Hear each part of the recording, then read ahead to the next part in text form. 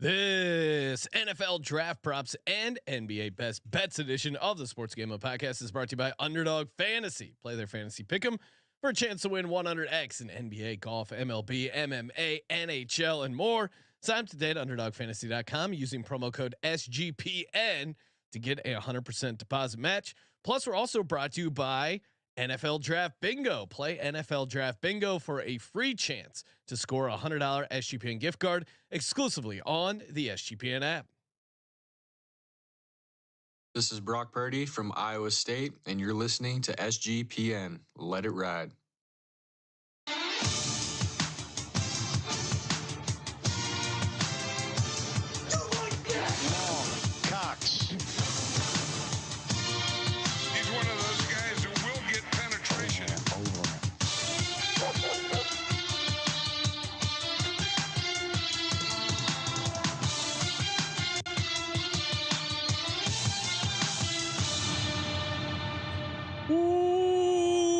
Welcome everyone to the Sports Gambling Podcast. I'm Sean, second the money green with my partner in picks, Ryan, Real Money Kramer. What's happening, Kramer? Dog. Oh, the NFL is king, Sean.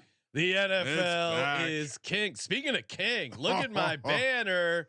If you're watching on YouTube.com/Sports Gambling Podcast, had to break out the most accurate mock drafter for 2023. Of course, I was crowned by the Huddle Report and the Mock Draft Database. Shout out to those two great publications. Shout out for site manager Adam Pelletier for sending this to me. Hopefully, Ryan, one of us can raise another banner this year.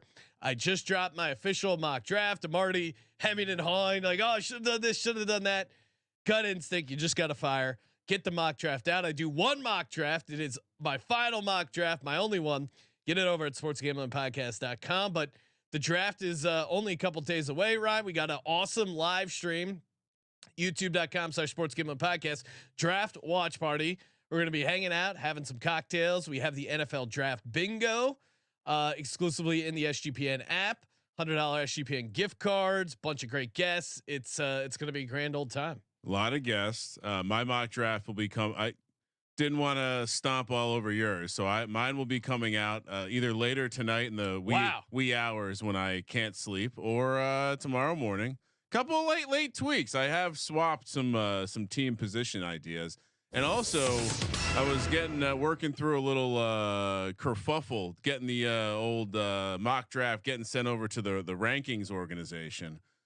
Turns out I wasn't. There was I wasn't on the invite list. I had to send over some samples of my work, and I just simply said, "Oh, I co-host the Sports Gambling Podcast with Sean Green." Yes, immediately got the invite. Well, so. it's pressure because you're literally the guy in South Park when they put their balls in the microwave. You're just walking around with the wheelbarrow. Yeah. Good times, and mock draft season is here. Ryan, we're gonna do just kind of keep loading up some more NFL draft props. Yeah, we're gonna go position by position. Our favorite quarterback draft prop bets, our favorite running back draft prop bets.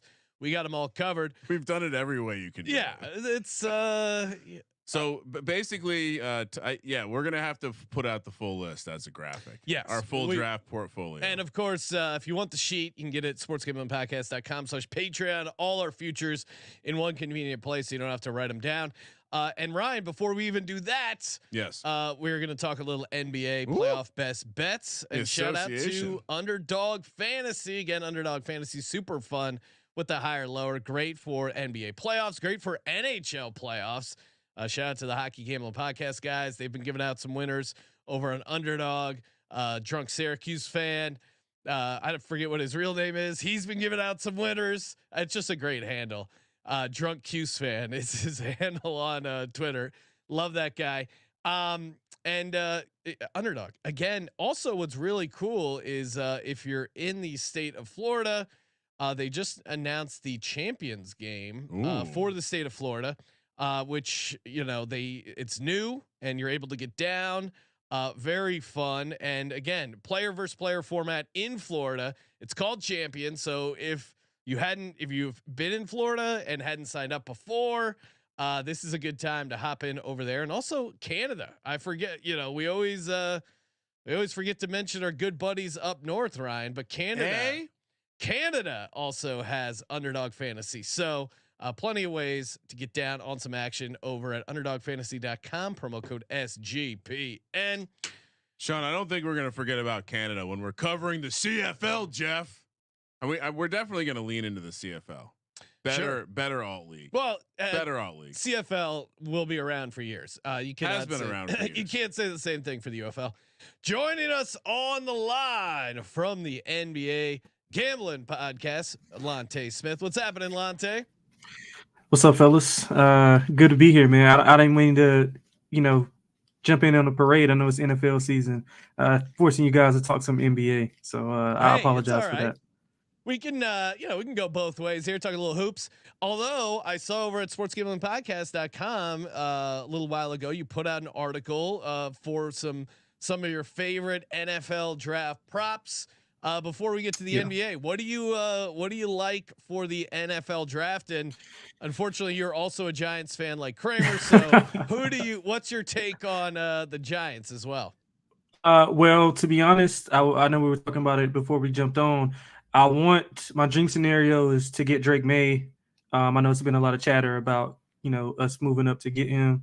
So definitely would like that. I mean, second choice, I know it might be unpopular. I don't know how unpopular, but I'd rather get Rome Odunze. I think Rome is second best. Actually, he might be like 1B to Marvin Harrison. So that's my dream scenario, is to get Drake May first, and then if not, then I'll take Rome Odunze. I do. So like, after they trade down with Minnesota, Odunze falls. Dream scenario. I do like Odunze. I think to be the second receiver, you can get that around like plus 300. That didn't quite make my receiver bets list that I will be giving out, but I do like it. I got sidetracked with the 14-1 receiver bet, but that's coming up in just a second. But let's kick it over to the association. We got a couple games going on. Wednesday night here. What do you like? First game, we got the Miami Heat catching 14.5 in Boston. Of course, everyone just assumes Celtics are gonna roll, completely destroy the Heat. Any zigzag, any bounce back here for the Heat in this matchup, Lonte? Yeah, I'm gonna lean with the Heat. I think 14.5 is the number that I last saw. I think that's the updated number, but anything over 2 touchdowns, I'm gonna take it with the Miami Heat. I just think, that fourth quarter, late third quarter into the fourth quarter, where they kind of made a little run. I know that some of the starters were kind of out, and they kind of thought they had the game in hand, and Miami made a run, made it a little bit closer than they wanted.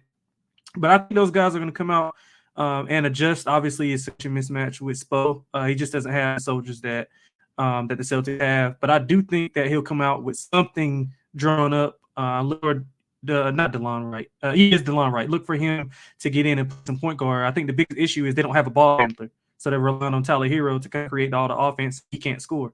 So I think DeLon Wright will play a little bit bigger role and be able to get those guys in position. I mean, over 2 touchdowns, off game. We got Spoelstra coming in. I like the 14.5. I'm with you. Again, maybe I'm crazy for liking the Heat, although you could probably talk me into the Celtics first half. That has been a machine all season. But the Celtics are interesting. Like, they dominate these teams that they're supposedly much better than, but then they kind of let them sneak back into the game.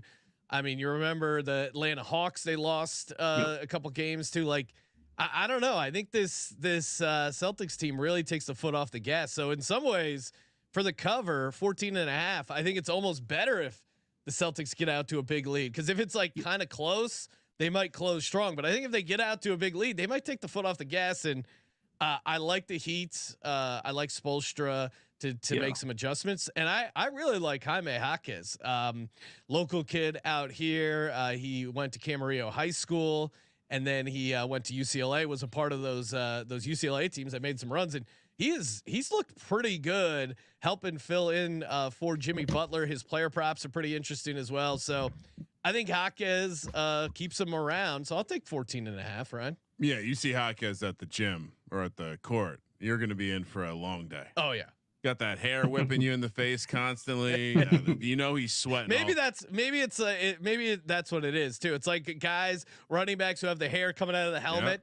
they just look more athletic because the hair's Right. flying around. Right. I don't know. Maybe that's why Latte has his hair long. He puts it in a helmet and looks. No, I'm telling you, we used to call it the dread effect, but it works for any hair. Because basically, I've never had that. It demonstrates physics, so you get to see how amazing these guys are because their hair is constantly horizontal, flowing behind them beautifully. And again, shout out to Carson Steele, but Ryan, maybe that's why we're higher on market than Carson Steele because he's got those golden locks coming out of that UCLA helmet. Yet to see a prop on him. So both of you like the points, same as last game. So the only argument is that Spoelstra's going to have enough adjustments to make this one a little closer. Yeah, which I guess Missoula's makes catching sense. up on rewatching The Town for 100 times. That guy's a real weirdo. Missoula's still a psycho, right? Yeah. Oh, 100%. I went back and looked at my notes from last year, and there were a lot of days where I just have a note that we're going to fade Missoula. And then I went back and watched some video of him. I feel like the mainstream media doesn't cover how psycho he is enough. He's got the same eye problem as some of the greats out there, including Dan Jones. I guess I'll take the points with you guys. I'm doing my Dan Jones right now. What are you asking about? Oh, I mean, he's processing very deep thought. He does have a degree from Duke. Please.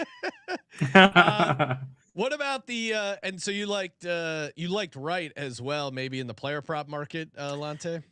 Yeah, I think he'll get more minutes because, like I said, the biggest issue that they have is they're having their best players, Bam and Hero, kind of initiate the offense, which is taken away from what they can do offensively. If they're initiating, it's harder for them to score. And then you already have Bam kind of dealing with Tatum and Brown defensively, and Porzingis for the back. So I think that's taken away. So I look for DeLon Wright to get more minutes. If you want some real DJing action, find a book that offers first quarter player Jaylen Brown over. It's usually like around 6.5, 7. He's top 10 in points per game in the first quarter. He's right around like 7.3 or something like that. And he didn't play well. And he didn't do well in game 1. I think he was kind of stagnant. I don't know if it was just Tatum's turn or, they were doing some kind of thing where Tatum, wanted to take over for game 1. But I think he comes out assertive. And I think he has closer to double digits in that first quarter. So DeLon Wright, higher 5.5 points over on Underdog Fantasy. Already got that one locked in, Ryan. And all we need is sorry. And you said Jaylen Brown or Tatum for the first quarter points. Jaylen Brown, yeah, I like him for the full game as well. But I love the first quarter simply because if it is, so we like higher 5 first quarter points for Jaylen Brown. Oh, it's only 5. Yeah, absolutely. Yeah. Okay. All right. So I'm while we're talking this out, I'm firing over on Underdog Fantasy.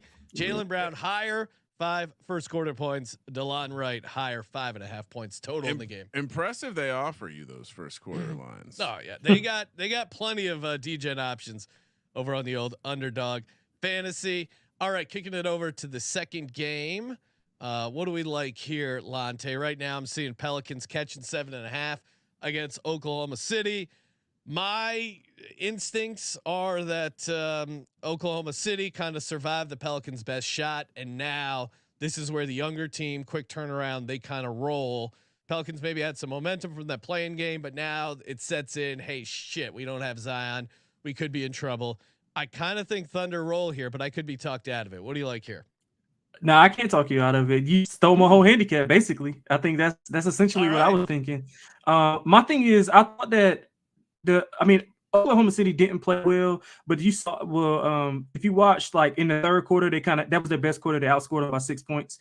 But in between there was a time where they were up by like 9, and they kind of got stagnant with the ball. So I think Dagnall got he got kind of too cute with the rotations he was playing. He usually plays like 10, 11 guys, but I don't know if you can do that in the playoffs. You kind of want to trim that down to like 8 or 9, especially in your first, few playoff games with these guys. And I thought he just made a few mistakes, just coaching wise. Shea turned the ball over way too much. So I think they'll bounce back. They'll adjust. They'll get Giddey off the court because they're kind of loading up the paint because they don't have to guard him, which is taken away from what SGA does, which is getting to the basket. So I think Dagnall will make those adjustments. Pelicans coming down from a high. I think Oklahoma City rolls. So if you had asked me as I was watching Chet Holmgren's college career end at Gonzaga, if this was at all in the realm of possibility, I would have told you you're full of shit. And then he misses an entire I'm with season. You. I'm with you. This is one of the most phenomenal. It's not so much how he's playing. It's like how he's athletic got a dog and in him. yeah, like he just seemed like he was going to be a soft, fragile, big mean, guy. well, and again, the fact that he missed an entire season with like a weird foot injury that probably helped him, honestly. It did. Lift. It did. And those guys are still growing too, which is insane.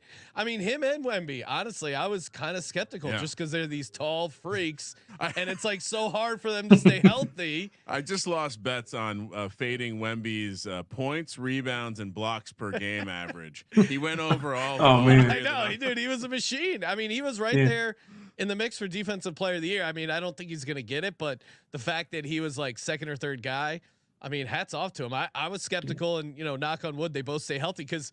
Yeah, watching those two guys play, you think a fire might break out. You got two sticks rubbing up against each other, but it's fun basketball. When the aliens come, we'll be safe, Sean. We'll be safe. They're not going to. If Wemby does, if Wemby does win that Defensive Player of the Year, we might take the whole company out to Circa to Stadium Swim. I'm loaded. I'm loaded up on like 100, like 75, 60.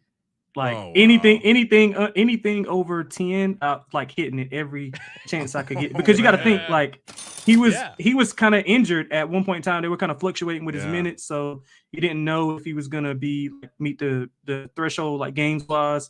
But I mean, you could just tell from the effect that he had whenever he was playing that like guys were turning down layups, 1-on-5. Like it was just too much. So if he wins, it's gonna be a good day. I mean, that's hey, I love it. Everyone needs their Kyle Juszczyk moment. Shout out to Kyle Juszczyk, who signed this helmet right here. Yep. All right, Lante, appreciate you calling in. Make sure you check out Lante over on XXX Lante XX, and check him out over on the NBA Gambling Podcast. Appreciate it, Lante. Thanks, man. Thanks, fellas. Good luck. And of course, shout out to Unified. That's right. Whether you're a world-class athlete or a world-class podcaster like me, we all understand the importance of mental and physical well-being. Proper recovery for top-notch performance. That's why I'm excited. Unified Healing is sponsoring this episode of the NBA draft. NFL draft. Obviously, you got to be in peak physical and mental conditioning. They ask you all those crazy questions. Although I missed that. I feel like we haven't heard those recently where what was the one like they asked the guy if his mom was a prostitute? I feel like they've gotten away from those questions. I always miss those. But Unified Healing is a new and super innovative global network of wellness centers by Energy Enhancement System, or EESystem. If you haven't heard of EESystem yet, you'll want to listen up. This technology promotes wellness, deep relaxation, purification, and rejuvenation. Whether you're here in LA or hundreds of locations across the globe, access to a center is both easy and affordable. Interested in experiencing the EESystem technology for yourself? Go to unifiedhealing.com/SGPN to learn more and find a center near you. That's UNIFYDhealing.com/SGPN. No materials and testimonials on the Unified Healing website are intended to be viewed as medical advice or a substitute for professional medical advice, diagnosis, or treatment. Always seek the advice of your physician or other qualified healthcare provider with any questions you may have regarding medical condition or treatment, and before undertaking the new healthcare regimen, including EESystem. Kramer, favorite draft props by position. This is a fun way to, again, we're just keep re-chopping it up. Check out the what is this, our fourth edition of the NFL draft at props? Least I'm the NFL future sheet has I full disclosure, I was firing on more stuff today, and then I'm like I have to click through the site I was using. It's not, they don't have like some search thing, and I'm like, shit, did I already bet this? Did I bet this through one of my guys? I got a big portfolio, right? Sounds like you need a spreadsheet. Probably. This is our 10th tab in the 2024 NFL futures. Yeah. It is our 4th, maybe 5th draft prop episode. So we've been in it deep. A lot out there. Like you said, we're chopping it up a different way. You were talking about stories about inappropriate questions or hilarious. Yeah. Did you not hear the Joe Alt story? No. About how there was a GM that was basically trying to, hey, do you have a criminal record?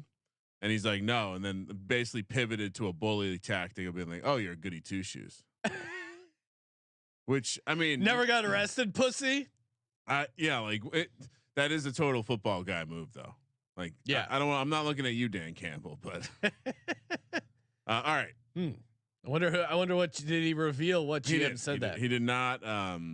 He was talking to a friend of the program, Chris Long, over on the Greenlight Pod. Which, by the way, I would say, not a full-time listener of the pod, but draft season, a lot of players, so you get a lot of interviews directly from the horse's mouth, as they say. All right, what's your favorite quarterback prop? Favorite quarterback prop. Now, if you look at my mock draft for the number 2 quarterback, I did go Jaden Daniels, but I think there is enough uncertainty in the number 2 pick. One, because it's a new head coach, new ownership.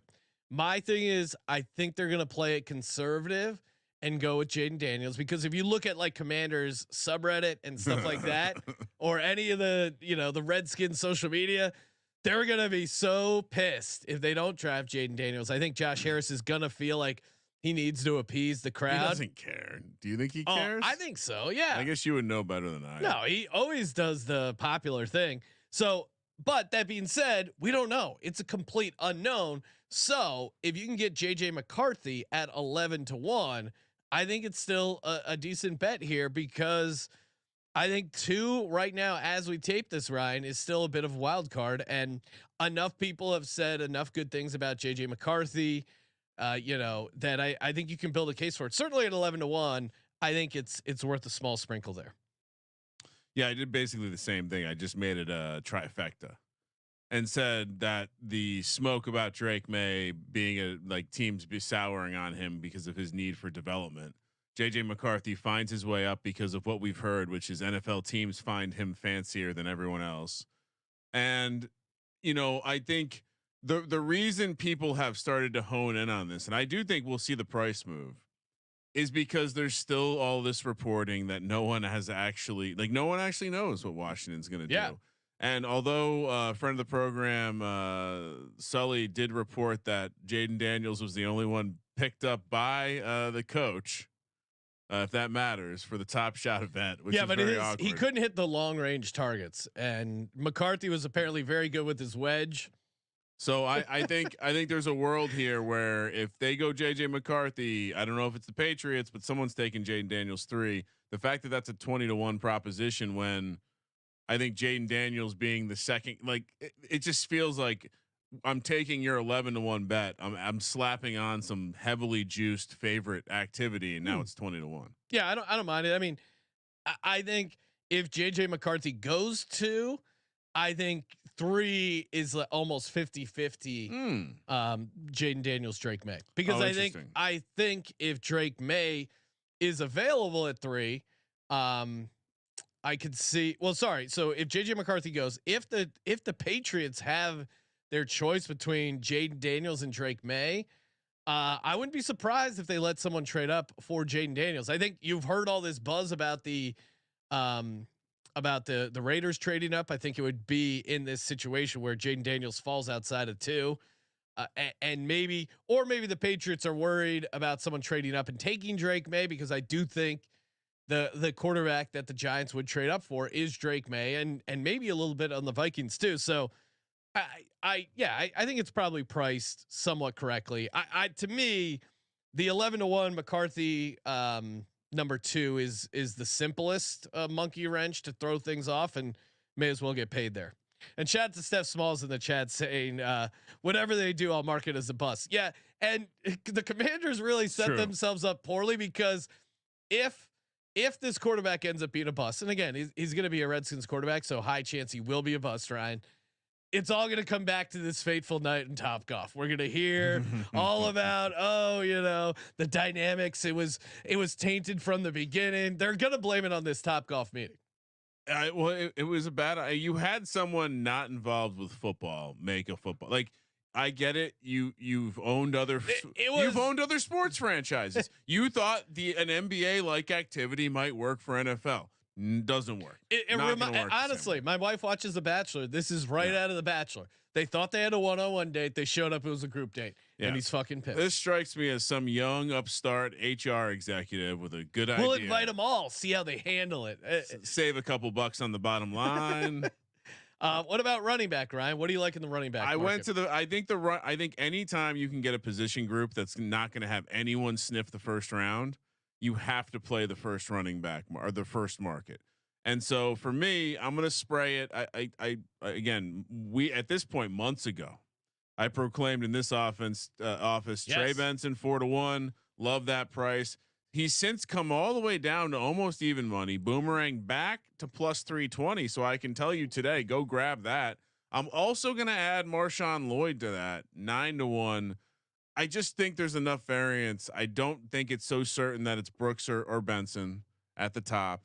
I think I would be fine if you wanted to sprinkle any of the top 5 guys. So yeah, I think you gotta play into the variance of the running back market here, because the first guy might not go until the end of the second round. Yeah, and to me, I'm with you on the variance idea. I'm taking Blake Corum 5-1. Small sprinkle here. First running back selected. I do think the Chargers could take him first. No, not at 5. Not at 5. No. Come on, that's crazy. No. But the Chargers love running the football, and I think it was Daniel Jeremiah had a great analogy. I was listening to him. Him and Todd McShay probably are the sharpest guys, at least like breaking it down with a mix of like kind of actually talking to these guys and being plugged in. And he had a great analogy. He goes, when Harbaugh got to Stanford, it was all these high flying passing offense, Oregon, USC. How did he compete? He turned Stanford into a smash mouth program. Smash. And somewhat too, I mean, again, that 49ers team that went to the Super Bowl, same type of thing, smash mouth football, Ryan. And if you remember, it was all about Vernon Davis. That was the explosive player on the team. Yeah, Colin Kaepernick. I mean, their offense was so good they still got people pretending like Colin Kaepernick should be back in the league. Whoa, smash mouth football, Ryan. And now you bring in Greg Roman again, just a guy who could have drawn. Where'd he coach recently? Lamar Jackson. Like it just makes so much sense. The run heavy offense. So I love the long shot stuff of them drafting offensive linemen. I love the long shot stuff of them drafting running backs. And yeah, he said like, hey, Stanford, he had success competing against high flying offenses, a la the Kansas City Chiefs. How are you going to beat the Kansas City Chiefs? The entire time the Chargers have been trying to out Kansas City, the Chiefs. We're going to get Herbert. We're going to get Mike Williams, Keenan Allen. We're going to throw all over the place. You can't beat the Chiefs that way, Ryan. You can beat them with bully ball. Harbaugh looked at that plan and said, you know what? Fuck this. We're going to run it down their throats. We're going to beat them up. And that's what I'm leaning into draft wise. Now, maybe they just take, maybe Marvin Harrison's there. They take him fine. I think there's enough doubt that some of these other stuff has value, but the Blake Corum thing as a sidebar, I think he's interesting enough at 5-1. So basically we just like Jalen Wright will now be the first guy somehow. He'll find his way. Cause by the way, Jonathan Brooks is now back to being the chalk. So, I guess you take something from that, but maybe we need to add Jalen Wright to our portfolio so we don't completely go. All right, wide receiver. We're going to talk about the same guy. Yep, I have Xavier Worthy going in the first round, but I think there's only a couple teams that he could go to, so it's not a lock by any means. I did put him in my mock, and I had him going to the Dallas Cowboys. It makes a ton of sense to me, and you can get Xavier Worthy to be drafted by the Dallas Cowboys at 14-1. The idea is, hey, they're slow rolling the CeeDee Lamb contract. They're slow rolling this Dak Prescott contract. They have a lot of issues. They're up against it with the cap. I mean, they let Amari Cooper go for nothing. They need skill players desperately to compete, and especially that you're on rookie contracts. They need cheap skill players for this offense. Xavier Worthy, I could see them falling in love with his speed. He's 14-1. I think it checks a lot of boxes here for the Dallas Cowboys. I also think, Ryan, you gave out Cowboys to have a running back first. They love that Brooks kid. Now I do think they like Benson more. I would put money. I would actually. That would be the. Because I do think the Cowboys are drafting a running back in the first 2 rounds. Yeah. Maybe we get lucky and they trade down, or maybe that would be electric. Maybe that 100 to 1. Let's go. Yeah, I mean, or maybe Jerry Jones rips the card out of Stephen Jones' hands and runs it up to the podium. Although he doesn't run. Remember when he called in from his yacht for the NFL draft? That was pretty badass. Pandemic was an awkward time. We learned way too much. I've been sequestered to my yacht. We're all in this together. We just learned too much about certain people. So team to draft Xavier Worthy. I think the Cowboys have a real shot here at 14-1. What do you like, Ryan? I think you're crazy to think he's going to go in the first round. He's 5'11", 165. I understand speed is speed. Just takes one. Speed is speed. I would. I don't think he's going to be good, Ryan. That's why I have the Cowboys drafted. Limit bet over 31.5 draft position. So I actually technically it could be 32. Which I thought was a gift because I think a lot of people do have him getting mocked to the Chiefs in the 32nd pick. So to go that's the fantasy people though. I agree. To go over 31.5 at a normal betting price, not having to lay some stupid juice, -110. Let's go. Xavier Worthy, not a first rounder. Okay. What about tight end? Obviously Brock Bowers, they don't even have the first tight end market available. Second tight end market to me is pretty interesting because I think I wouldn't go chalk, especially stuff like tight end or in this case, second tight end, which almost certainly is going to be in the second round. There's so much that can happen between when Brock Bowers gets drafted and when the second tight end gets drafted. I think you're better off looking to some of these dogs here. Who do you like, Ryan? And you talked me into this guy. Yeah. So, and funny enough, I sent you this really awesome visualization of like the draft prospects, who, by the way, the person who posted this awesome thing got, banned from this subreddit, probably for self-promotion. But yeah, basically it highlights the position. It's a position and round grid, and it helps you see in these positions where there's really a crapshoot. So when you take Brock Bowers out of this, we're back to another running back market type situation, maybe a safety market where the first pick is going to be so late. The natural variance of, like Sean said earlier, it just takes one team. And so the handicap of this market early in the process, Sean, I don't know if you remember, we talked a little about Johnson, the kid from Penn State, big time athletic freak, but the production wasn't really there. I think everyone's getting excited about Ben. I think it's Sanat out of Kansas State. He might be the best like all around tight end, but he doesn't have much of a ceiling. He's not the guy that someone's going to reach for in the second round. I think he's certainly an interesting pick in fantasy because he's probably going to find his way on the field. And I think there was some early activity on the kid. I'm blanking on his name, Stover, but he seems the odds suggest that he's no longer part of the mix. And so you circle back on what the odds are today, Sean. And basically Johnson and the kid out of Texas, Sanders, are both 3-1. And when I look at this, you have one kid who laid out a ton of production at Texas, competing for catches from Worthy, who we just talked about, and Mitchell, another potential first round receiver. And then you have Johnson, who's the classic Penn State tight end. I believe he might even transfer from ODU, who's just got all this like physical ability, but there was no production because who knows, but Penn State hasn't tried to have a good offense in years.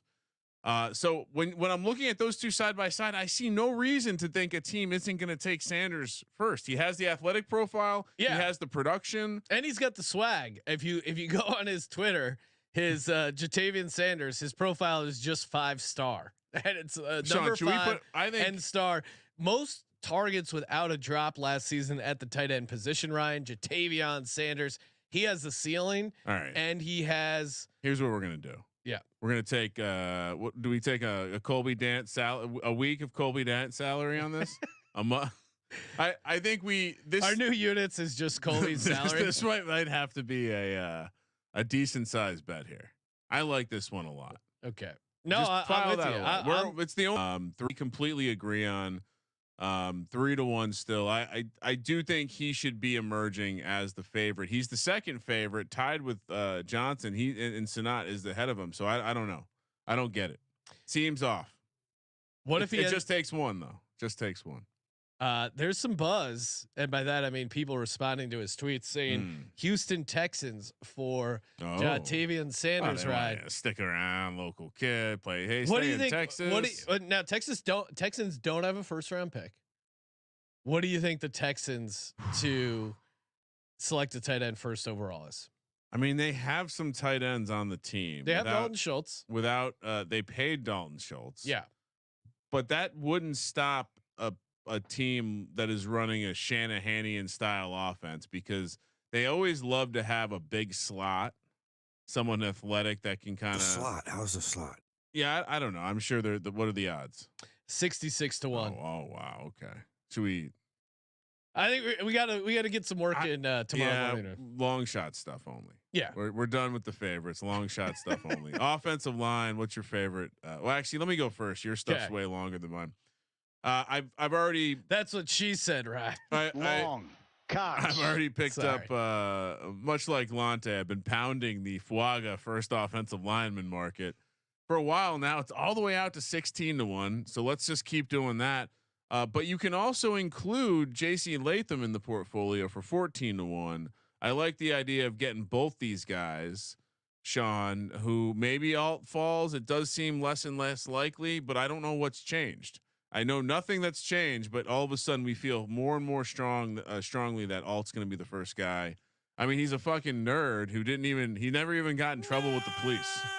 Never got caught with a gun at a parade like Malik Neighbors. Well, no, we don't. How come no one's talking about this more? That one's definitely slipped through the cracks, right?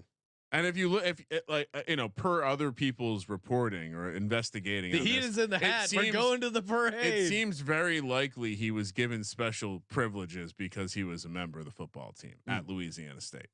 I'm not saying that, but others. So you're saying there's some sort of corruption down in Louisiana? Anyway, yeah. Latham, Fuaga, let's fade Alt being the first guy. 14 to 1 for Latham, Fuaga 16 to 1. So two markets I've been leaning into is the the number 4, number 5 spot that Joe Alt maybe goes there. Again, he's like 80 to 1 to go to the Cardinals, which I think is crazy. But also now with this Latham steam, I'm going to take a little bit of JC Latham at the number 4 pick as well. 100 to 1. The Cardinals brought him in for a visit. Yeah. So that's always interesting. Yeah. I mean, why would they be doing that unless they're really considering taking him this high? Now, maybe certainly.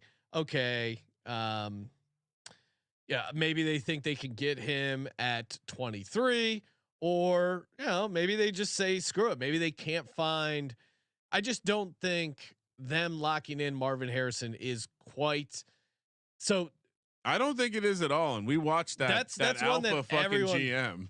He wants to fucking wheel. He's wheeling and dealing. So that guy, well, he's maybe they trade hard. down, maybe they don't. But maybe it's as simple as, hey, we want to get out of the first round with a really good offensive lineman and a really good receiver. They're at 4. Maybe they don't like Harrison as much as everyone thinks. Maybe they want to protect Kyler Murray. So I got Joe Alt covered. I got JC Latham. I got Fuaga covered.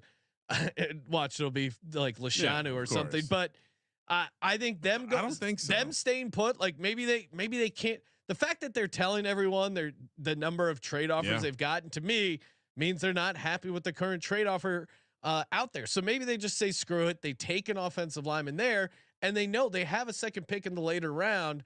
They could get the 3rd or 4th receiver there. They put out a dramatic video of Monty Austinfort looking like a fucking badass wheeling and dealing last year. Why do you do that?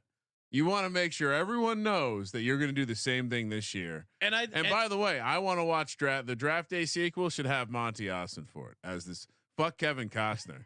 Get this guy in here. He's the man. And him to go number 5 as well. I think the Chargers are in play to hang around and just take an offensive lineman. So number 4, Latham to go 4 and 5. It's 100 to 1 and 28 to 1. Again, just sprinkling some more long shot stuff here as we close it out. But yeah, it's a good pick. You got a lot of coverage there. And fun fact, he was a temporary host of the popular student radio program Sports Show Sunday mornings. KUMM 89.7, the U90 alternative at University of Minnesota Morris back in the year 2000. That was Monte Austin for. I'm really into this guy right now. Wish I could get a GM's jersey. All right, Sean. Yes. D line. Oh, I lied earlier. We have two of the same. D line edge. You were on this earlier than I was. I regretfully did not bet this. Should early. I give out the price I bet it at, Ryan? It was plus 550. Now it's all the way down to 280. And I feel like when you first brought this up, the price was even longer, like 10-1. Yeah. So hopefully someone got on it early, but even at plus 280, this feels like one of the stronger locks of the draft. Like if we wake up on draft day and Byron Murphy is the favorite, like minus odds to be the first defensive lineman, I don't think that would surprise me. There's too much heat, Ryan, to not have it mean something. Yeah. And when you're betting this, make sure you take Byron Murphy first defensive lineman, because sometimes in some places, like you're comparing, it's actually a better price than first defensive player drafted. Now that makes no sense. It probably will be a defensive player, but you never know. Maybe one of these teams fall in love with Quinyon Mitchell or something like that. Yeah, it's not though, right? Yeah, it does seem everyone's writing in Dallas Turner to go to to the Falcons at number 8. I'm super skeptical. A lot of people have pointed out that it doesn't really make a ton of sense. No, and I do think the other guy that's steaming up the board is Latu, because of he was originally falling because of some neck stuff, but now it seems to be leaking out that his medicals are cleaner. And again, medical stuff is tough because one doctor can say one thing on a team and another could say another thing. He does have a connection to the Falcons coaching staff, so Latu to go first defensive player, not horrible either. But I'll stick with Byron Murphy, first defensive lineman selected. Feels like a good play there. Yeah, I think we're on the same page there. I'm going back to the well. I'm doing the math here. I have 3 separate bets at 100-1, I think, of what the Chargers are going to do. I have multiple different places. Pretty hilarious. So I have them to draft a quarterback first overall, just in case Antonio Brown's right. That's like $10 to win 1,000 with the Justin Herbert trade. And then I have a higher amount at 100-1 of them to take a running back. And then I'm also going to take their first pick to be a linebacker. Again, he is old school football through and through. And if you look at some of there's a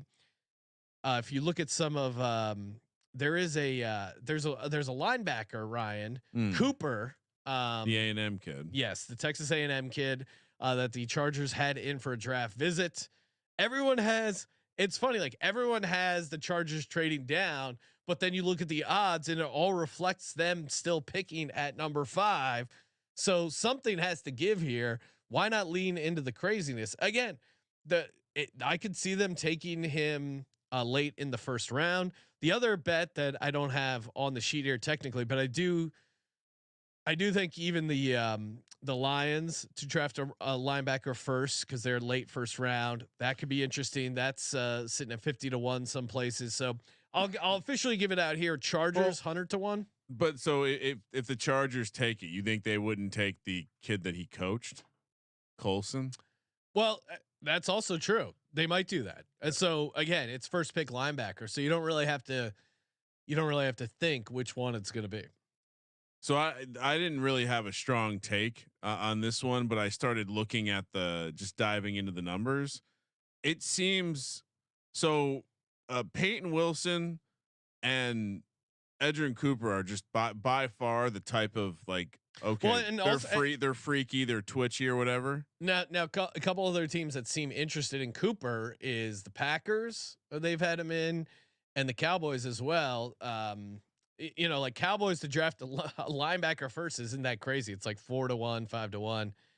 I'll take the crazy shot here on the Chargers. Again, I think I'm leaning into the unknown here. You don't know what Harbaugh's going to do here. It's a madman. Well, I think you're right to say All right, here's what I'm going to do. I just wanted to confirm that Peyton Wilson had suffered some serious injuries before, 2 torn ACLs. Why aren't we just smashing? Harbaugh's probably the reason why, but if you look at everything, it seems like Edgerrin Cooper is clearly the guy. Plus 115 still. Yeah, no, first linebacker. Yeah. Shop around because I just saw that at plus 150. Oh, perfect. So give yourself that right. Wait, did I say 115? No, you said 150. Oh, 150. Yeah. Okay. Multiple play. It seems fairly consensus, and well, because the other guys seem to have the area where it got again. I hadn't looked at this market at all. Really, it seems like there are decent question marks about a lot of the other guys, and the only thing keeping this market down is that Harbaugh coached one of the guys who could take over that top spot. So, all right, cornerback. What do you got here, Ryan? So one of the big things that you will find out when you read my mock draft is that the Broncos will be drafting a cornerback. Oh wow! Plus 370. Spoiler alert! Oh my god! Well, because it's the third long shot in terms of the position that they're going to take. We originally and on our mock draft episode even talked about them taking D lineman. I do think that's probably the second favorite for me. But the more that I looked at this, the more that they have done a lot of work on the cornerbacks. They really like kid out of Alabama, Arnold, who I think you're going to talk about. Yep. And so maybe we're kind of talking about the same thing in a different way. I'm going to take the plus 370 Broncos, kick off their first round, and really they don't have a second round pick. So cornerback for the Broncos in the first round. What, 15th pick or whatever they have? Yeah, no, I get the case. Again, Sean Payton. I think I ended up going. What do we do in our mock draft of the show? We went D line. We went Latu. Yeah, and I think I'm gonna confirm on my mock draft. Well, and what did we learn about Latu? He played. So Jimmy Lake is the D coordinator for the Falcons. He was up in Washington with Latu. Yeah. Before Latu transferred to UCLA. So I have Dallas Turner falling a little bit, and I have him in my mock going to the Broncos there at 12. Okay. You look at Sean Payton's history in the Saints. A lot of it was going D line in that first round. Like Cam Jordan, guys like that. That they've kind of built the defense around. So I wouldn't. If he's not and I think he knows he can probably get Bo Nix in the second, maybe do a little maneuvering. So yeah, I had him going Dallas Turner there. Payne's team had a lot of good cornerbacks too. It's true. Yeah. The things I learned from digging in on Payton's draft history, it was cornerback, D line, and receiver. I don't think they go receiver, but no. I think cornerback at plus 370. Don't hate that at all. Right now, Quinyon Mitchell out of the MAC is the consensus first cornerback selected. I like taking a Terrion Arnold, the Alabama cornerback. I think he's going to be consensus. He's going to be drafted ahead of Kool-Aid McKinstry, the other Alabama cornerback. Right now, you can get Terrion Arnold to be plus 115. I think there still is. I understand Quinyon Mitchell tape looks great. He is an athletic freak, but again. And I think he could be a very good player. There's rumors that the Eagles are going to be trading up to get Quinyon Mitchell. I'm a little skeptical. One, the Eagles haven't drafted a cornerback first since 2002. Although I think if there was a year for them to do it, it might be this year. Two, I guess the other thing, they didn't bring in Quinyon Mitchell on a visit. All their other first round picks, with the exception of Andre Dillard, who fell to them, obviously they regret drafting him. They had in for their first round visits, including to look at like Jordan Davis was the first guy they had a visit with, and then immediately draft him. So they do kind of tip their hand a little bit with the visit. Now, maybe it's a smoke screen because they're going to go offensive line. It did seem like O-line and cornerback. Those were the positions they talked to the most. I still think there's value in the Eagles going D line at plus 220 if they can't find that perfect window to trade up, because they do love themselves some edge pass rushers. But getting back to Terrion Arnold, him to be the first cornerback selected, he's an SEC guy. He's an Alabama guy. I know there's maybe a little stigma with some Alabama cornerbacks, but these GMs, a lot of that, there was certainly some new school analytics guys, but You're using that first round pick. Would you rather go MAC or I will SEC Alabama? I mean, again, I'm just looking at it from what I've seen up close and studied the most. Howie Roseman. Howie Roseman used to get really cute. Used to draft players from the ACC. Oh, hey, I went to Florida. I'm going to draft Riley Cooper, who underrated actual receiver. Not a great guy, but then Chip Kelly got him sent. What you think that's shocking to say? A guy who screams the N-word's a bad guy, turning on a great eagle. No, he.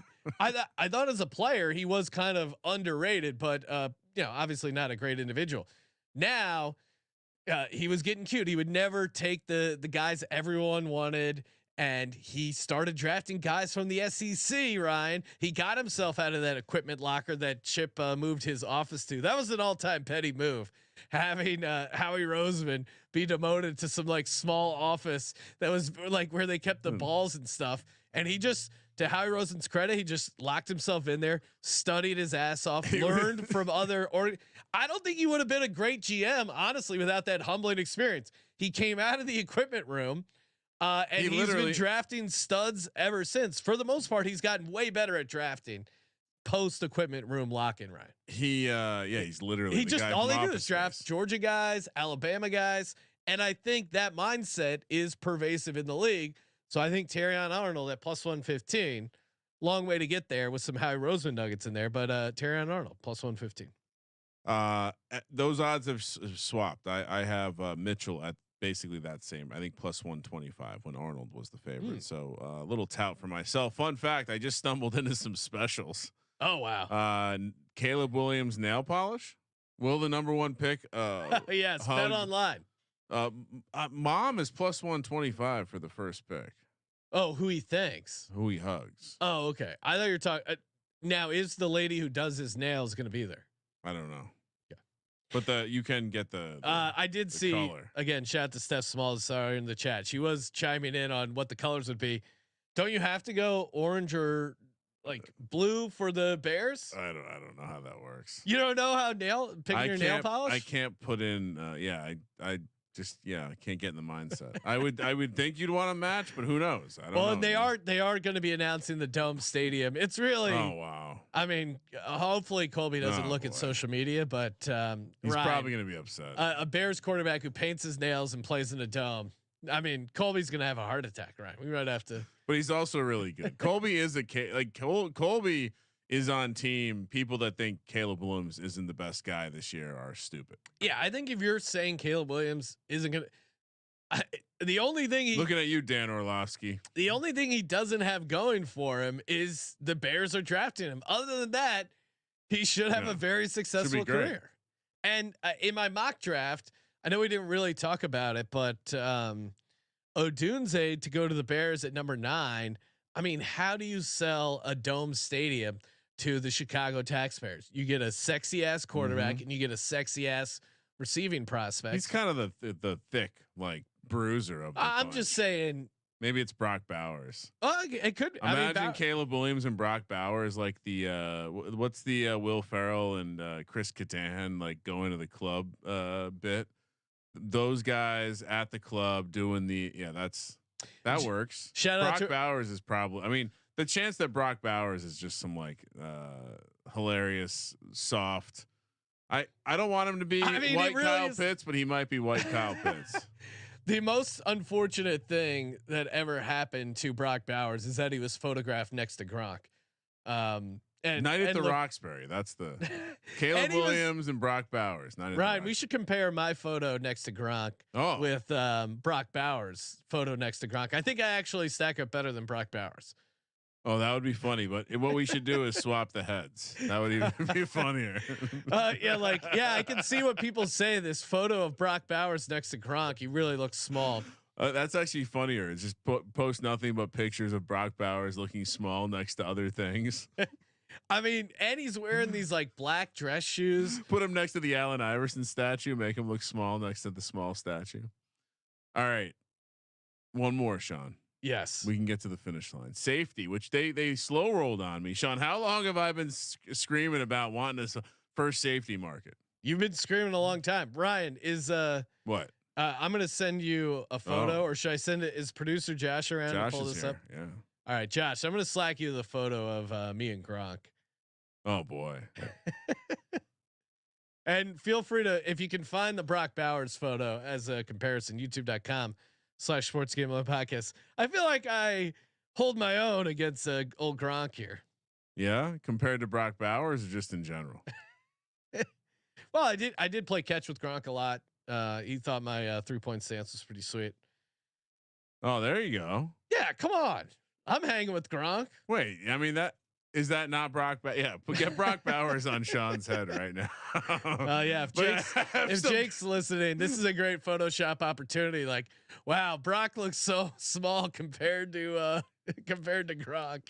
And the everything about the picture. Working with Gronk was truly amazing. I mean, the most fun part, besides he was just Pavlovian, like a yellow lab. You just pick up a football and he's like, "Yeah, we're gonna play catch." Is that like? And his brothers were hanging out a lot. He has this guy that works with him called Goon, who's like his guy. You know, Goon was a character. A lot of that's not suitable for air, but yeah, if you run into me in Vegas, I'll tell you some Goon stories. But like watching the Gronk family, and you know his brothers look like almost replicas of Gronk, but just like almost like 10% less. You know, like they if you're doing a creative player, it's like a breeding experiment. Instead of Gronk being a 99, it's like an 89, where it's like you see all this stuff, but it's not quite there. But they would just at craft services, they would just get these monster plates of food, and then they would be like locked in, just like it's just, I mean, they would inhale food. And Gronk, great guy to work with, super fun to work with, very easy compared to like some guys way less famous than him. His one request was they always had to have a pizookie, which is the pizza cookie. So it was awesome working with Gronk because every meal had a That's pizookie. his only rider. That was the only thing in his rider. You have to have a pizookie for Rob. How did I not know that? That's hilarious. It's great. I didn't even know what a pizookie was until Rob insisted that, and he wasn't a diva about it. They're just like, "What do you want for lunch?" And it was always a pizookie. Which, if you don't know, it's basically a pizza-sized cookie tray of cookie, which is a great invention. And also, giant cookie. Pizookie is a funny word. I had never heard it before working with Gronk. So thank you, Gronk. And thank you for the autograph football. It sits right over here. Ryan, shout out to Gronk. Last one. Safety. Sorry to interrupt you. No, I've been clamoring for the safety market because I knew there were a couple guys. So it's another market where I don't think anyone is very certain on when the first one will be taken. I know there's been some buzz on the safety out of it's Minnesota. I feel like I keep screwing this up, but I don't like, when is he really going to go, Sean? Like, which team is getting the safety, you think? Not in the first round. The league's kind of agreed that safeties don't go in the first round anymore. After digging through so many mocks, it's like maybe like the 49ers, if a safety does go, and I don't know what the over under is, but it's probably, I'm going to pull up the consensus stuff, but there's that safety out of Minnesota who I've seen mocked to some teams late in the first round. But yeah, I'm with you. I mean, there's not a lot of all right, so Tyler Nubin, who all right, I get it, but I think the earliest they go, or Nubin, any safety, probably their ceiling is in the early to mid second round, in my opinion. So you have Nubin, who I think is the consensus number one. You have Jaden Hicks, who a guy I listen to, who, like, a film guy. He said in multiple games it appeared like he was benched for poor effort. That strikes me as maybe a guy that will miss some guys' boards. Well, but also too, like, if you're a team drafting a safety early, that's not the type of guy you're drafting. There's question about the safety from Georgia, who's another one who's in the mix. And then you go watch Cole Bishop. Go watch Cole Bishop play football. He's very interesting to me. He very much is in the mix to be the first guy. Absolutely. He's 15-1, Sean. And again, played at Utah. Go watch him play. To me, he could be the best safety in the bunch here. The reason I'm deep into the safeties, the Giants could take a safety with their second round pick, around this pick 50 range. Another one, 16-1, Cam Kitchens, Miami. Yeah.